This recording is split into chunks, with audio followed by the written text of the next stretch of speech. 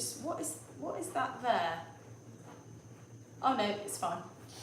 So, just checking. I was like, there's a big black thing, it's my phone.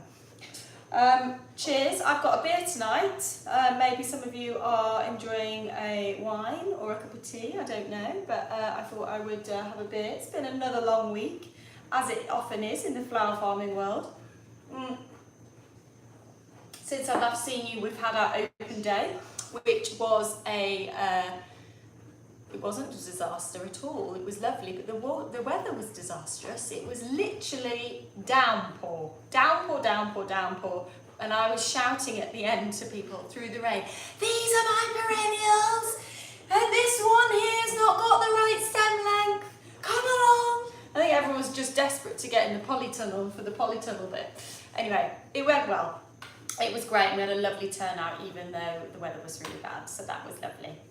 So today we are going to be arranging the flowers. We've got Allotment Lucy online. If you have any questions regarding the flowers, she's your person to ask, because I can't see them because I will be busy doing this. I thought it'd be always nice just to have a few extra things to show you. I'm going to try and remember to always have my my display from last week, which here it is. It is, as you can see, looking better than what's the word? It's looked better. No, it's not. Seen better days. There we go, seen better days, long day. But even so, from afar, it doesn't look that bad. And if I wasn't a flower farmer and didn't have fresh flowers all the time, then I might just take bits out and kind of revive it, rejudge it, or like I did last week, do the old bud vase jobby. Put some little feverfew in there. We'll try the status. I don't actually have feverfew, I think everyone else does. Yeah, might need to quickly go and make a run for some feverfew. And this is the mint, and I wanted to show you mint. I know you're not getting the mint at the moment in these letterbox flowers because I'm not sure how mint is going to survive, but I'm going to try. I might just do a little test and send it out with bunches one week. But if you ever buy fresh bunches from anyone else, keep your mint in a little jar or something like this, pop it on the windowsill and it will root, and once the little roots appear after 2 to 3 weeks, you can plant that in your pot in the garden. Could you feverfew just in the end? Thanks. Well, Lucy's going to get it. Right, so let's put those to one side and let's start preparing. I'm going to make the arrangement in this urn, which is a new urn vase that I'm actually selling. I'm not doing them online at the moment because I feel like this is just going to break if I ship it. But this is probably the biggest that we've done so far. Most of the things that we've arranged in have been probably slightly shorter and not as big, but I thought that this week, because of the sunflower, that's quite a statement piece. I think I can get away with using this, and it's still got a narrow top. That's really important, so nothing too wide.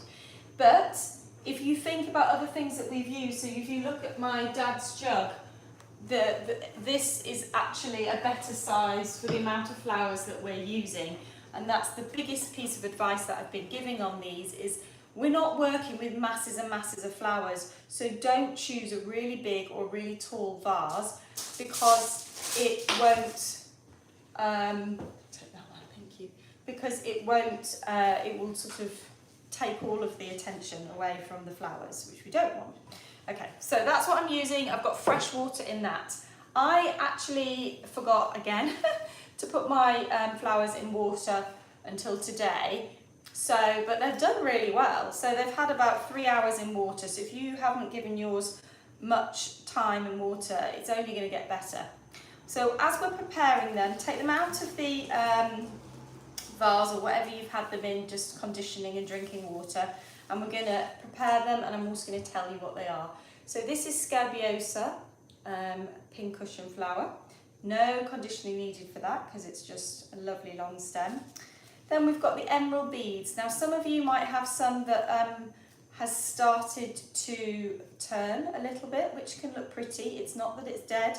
It will, when it turns, it goes pinky colour as well. So as the kind of weeks progress, if I put it into bunches, it will be going pink. It will be pink in certain bunches. But take off any little bits of flower that you don't want. Just clean the stems so they're nice and kind of free. I seem to have a lot here. I think I might have just taken a big bunch, so I'm not going to use all of it because then that's not fair.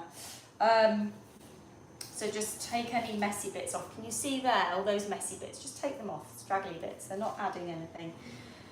So generally, just to explain the bunches as I'm doing them, I pretty much, anything like a snapdragon or something, everyone gets those counted out, 3 snapdragons, 2 snapdragons, 1 sunflower, etc, etc. But when it comes to the things like foliage, you might have a little bit bigger pieces of Bells of Ireland, or you might have more of this, so that's where it's slightly different. Same with feverfew, some of you might have a bigger bit of that.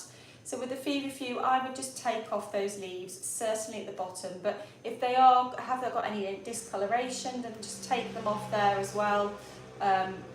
It's up to you really, but if they look a bit tatty, take them off, because it then completely transforms this stem and it suddenly makes it more elegant. And I don't think we did this last time with the feverfew, but it smell a bit better too. yeah, but it looks so pretty and so elegant like that. So take the leaves off. Let's do that this week. So that's feverfew. Then we've got some more Verbena bonniaris.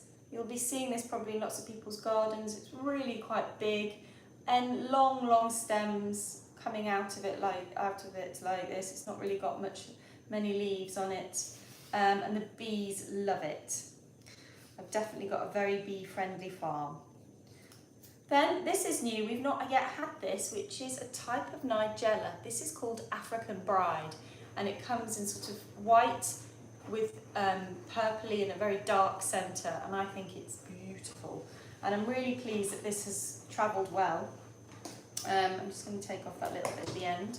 But it's up to you whether you want to take those little bits off. I think they're quite pretty, but if they look straggly at all, take them off. Then we've got our antirrhinums, our snapdragons. So these are the flowers that have been, they're wrapped separately to keep the stems straight. So, and they often come looking quite sad, but they really hydrate well. They probably won't be completely straight, but I like that. When I pick them, they are completely straight, but unfortunately when they travel, they do tend to bend because they bend towards the light. So the wrapping of them does help, but it still means you're still going to get some bending. Now, if you get any bits of, if any of these petals are looking a little bit tired, you can just pull those out. And I wanted to show you, based on last week's, oh yeah, they will continue to open and get lighter and sort of fade. So they age really beautifully in the vase. So that's the snapdragons. Then we've got the sunflower. Sunflower, just make sure you can press the leaves back a little bit gently. Oh, lovely. Hi, Coco. It's fine, she'll go off you go, darling. Just a cat this week. Yeah, no. And then we've got straw flowers. Now, straw flowers, when I cut them, they're papery. You can kind of hear that. And they are brilliant as dried flowers, but you really do need to take all of the leaves off because they get really, the leaves just look really straggly. And they should also continue to open, especially if they're in the sun. They will continue to open. Another bit of flower that we've got here that's good for drying is statice. So again, I seem to have given myself a little bit more. Can you remind me, guys, or tell me, do you have pink or do you have white of this? Let me know, because I can't remember if I grabbed that, but it doesn't really matter. Some of you might have pink, some of you might have white. But yeah, so the status I'm not really going to do anything with. That also dries really well. So both of these, when everything else, and actually the emerald beads, you could hang these upside down. And you've got pink, okay, wonderful. You could hang them upside down and they will dry. So then let's move to the Bells of Ireland. These are the ones that have not, they take a bit longer to hydrate. So I am going to take all those leaves off, and I have got a few little brown tingy bits. So you could take off the little flowers. These trumpets are the flowers. So you could take off a couple if they're looking a bit worse for wear. It's up to you. I think some of you will have a much bushier, longer stem of that. This one's looking a bit more of a bigger stem. But yeah, these leaves, just taking these leaves off, it will just make it look a lot better. And then also will last more because the stem has got less to hydrate then. Okay, so I'm just going to clear the decks. I like to keep things not too messy. And then we will start arranging. And I should say that behind me I have got some extra bits that I got in from the garden. So what I'm going to do is we're going to arrange this and then I'm going to go and add these bits in afterwards. So then if you have got a garden or a hedge or a neighbour's garden or something where you could go and have a bit of a forage, you could always have a go at adding a few extra bits. Right, so here we go, here's the vase. So I'm going to start this week, ideally with flower arranging. It depends on how much of it you have, but if you use the foliage as a sort of base of your arranging, it gives you the structure. Okay, so I've got a nice long piece here and then lower pieces there. I like a symmetry with my flower arranging, that's always really important for me. I don't like sunflowers with really big stems, so I often cut them down so that they sit sort of very close to the top of the rim of the vase. I think they look better like that, certainly when you've just got one of them. So then I'm going to go in with this, which is also quite long. I wonder if that's, I think actually, maybe if I put some Bells of Ireland in, that will help hold it. No. One thing that we can also do is I could get some chicken wire next time to show you what I would do with chicken wire. So you can put chicken wire into a bigger vase and that will help hold the stems in the position you want them to be held in. The statice will also do that in a really good way. So statice I think looks best short generally. So just putting that particular little clump I'm going to put quite short. This one I might leave a little bit longer. And then we need to break it up so it doesn't look like a big block or a blob. So I'm going to cut this snapdragon and have that a little bit shorter. So we've got one like that, one like that. We've got our feverfew, very elegant. So that could sit maybe above the statice but not too high. And then we have got the straw flowers. I like that, that's nice. I'm not going to cut any length off that. And then for a bit of light airiness, we'll pop in the verbena, just having that coming out at the top. That's a bit out there. It's a bit too long.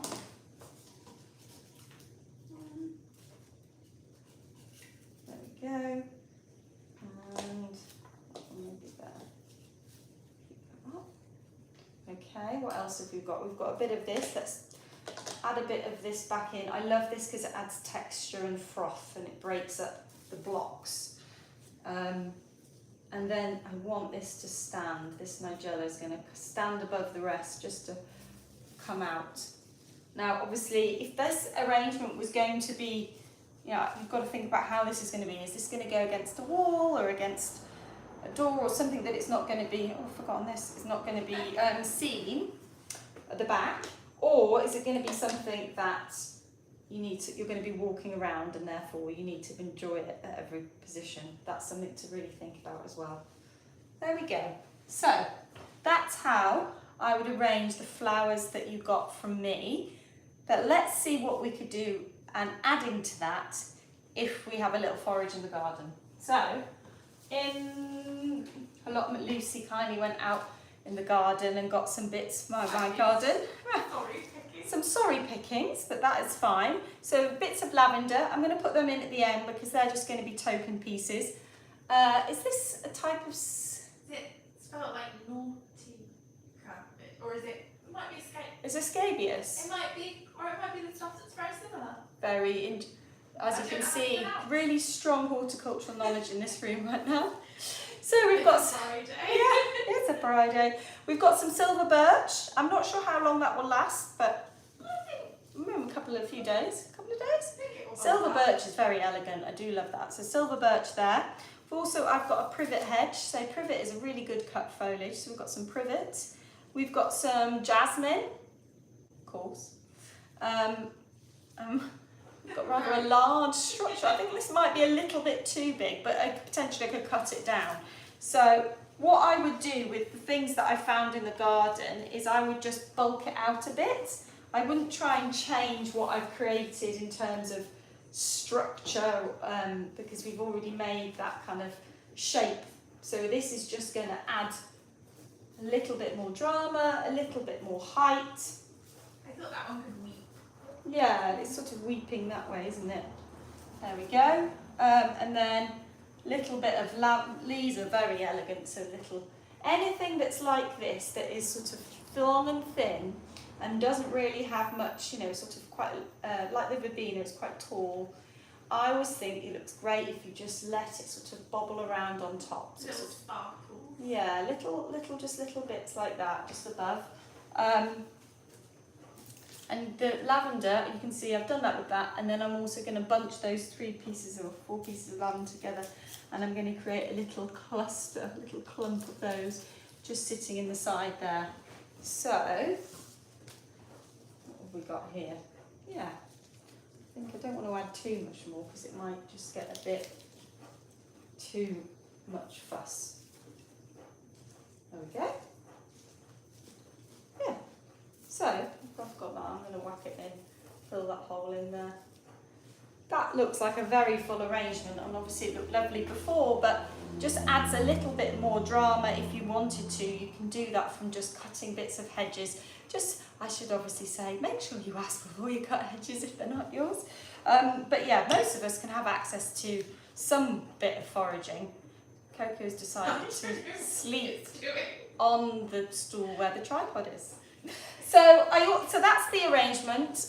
I'm going to just bring it closer to the screen so that you can see it in all its glory. How beautiful is this vase? I'm so, so happy. If you're local and you're watching this, I sell these on my Saturday stall. So on a Saturday, I go out on my drive with my flowers in buckets, so you can choose what you want in your bunches from 9:30 to 11:30. And I'll have all of these things. These are extra little vases and stuff. So that is for this week, but I also wanted to show you, look what's coming! Dahlias. So I picked some dahlias for the stall tomorrow, and I thought you'd like to see them because they are exquisite, and often people are surprised at the variety of dahlias, particularly if they're not familiar with them, but you can see the colours are just incredible, and they are also at the moment the stem lengths are quite short because, well, some of them are okay, but obviously they're just establishing. But I've got a lot of these ball ones because I believe they travel better. So I've either got those or those. What I don't have masses of is the big dinner plate ones because they're not going to travel well. I do have some cafe au laits for florists, but that's beautiful. Bee friendly, that one. So the bee friendly ones are the ones that are more open that the bees can get to, whereas obviously these ones aren't particularly bee friendly. So yeah, beautiful, beautiful colours. Oh gosh, look at this one. I should really, when I do dahlias in the letterbox flowers, I'll make sure I know what the varieties are so I can tell you, in case any of you are keen on having a go at growing them yourself next year. Anyway, thank you so much for joining me. I hope you all have lovely weekends. Thanks to Allotment Lucy for answering questions and just for being here for support for me. And I won't be back live next week because actually next week I've got a wedding in France, which I'm obviously looking forward to, but also very nervous because this will be the first time in the growing season that I'm away from the flowers. But it's just a weekend, but we are flying on the Friday. So what I plan on doing is pre-recording an arrange along with the flowers, so you can watch that still, it just won't be live. So that will go up on Thursday or first thing Friday morning. And don't forget to share whatever you make with me. If you're feeling just you don't want to share them with the world, then you can just send a DM to me on Instagram. But if you do want to share with the world, then do make sure you tag use the tag us, but also use the hashtag Jazzy Rose Flowers, because then we can all be inspired by each other's arrangements and also spread the British flower word. Get there in the end. Anyway, thank you for joining, and I'll see you soon. Bye.